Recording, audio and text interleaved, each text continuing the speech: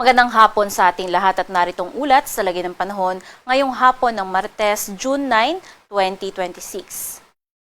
Base nga sa ating latest satellite animation ay patuloy pa rin yung pag-iral ng ating southwest monsoon o hanging habagat dito sa may kanlurang bahagi ng Northern Luzon. Nagdudulot nga yan ng katamtaman hanggang sa kung paminsan-minsan ay malalakas na mga pag-ulan sa buong Ilocos Region, maging dito nga sa may Zambales, Batanes at Babuyan Islands.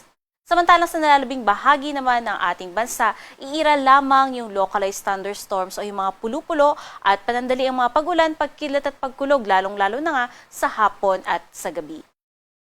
Sa magiging lagay naman ng panahon bukas, asahan nga natin na yung mga pag-ulan na dulot ng hanging habagat magpapatuloy pa rin dito sa buong Ilocos Region kasama ang Babuyan Islands.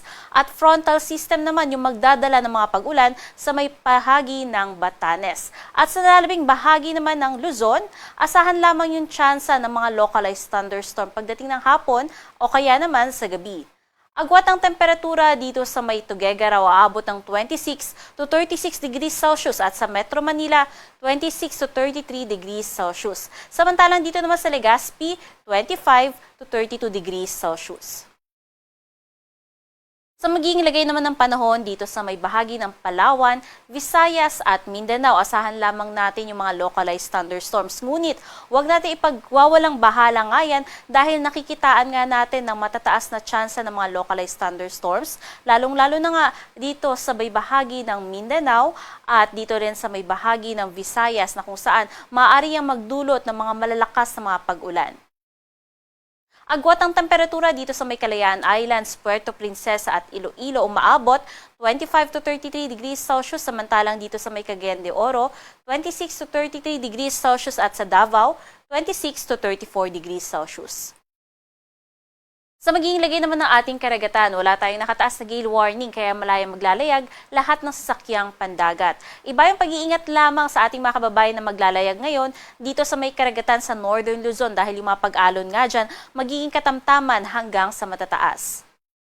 At sa magiging lagay naman ng panahon sa susunod na 3 araw dito sa buong Luzon, asahan nga natin na simula Huwebes hanggang Sabado, localized thunderstorm ang siyang iiral sa malaking bahagi ng Luzon, ngunit magpapatuloy pa rin yung mga pag-ulan na dadalhin ng pinagsamang southwest monsoon at frontal system sa buong Ilocos Region, Batanes at Babuyan Islands. Kaya sa mga kababayan po natin dyan ay iba yung pag-iingat sa mga pagbaha at pagguho ng lupa na dulot ng patuloy na mga pag-ulan.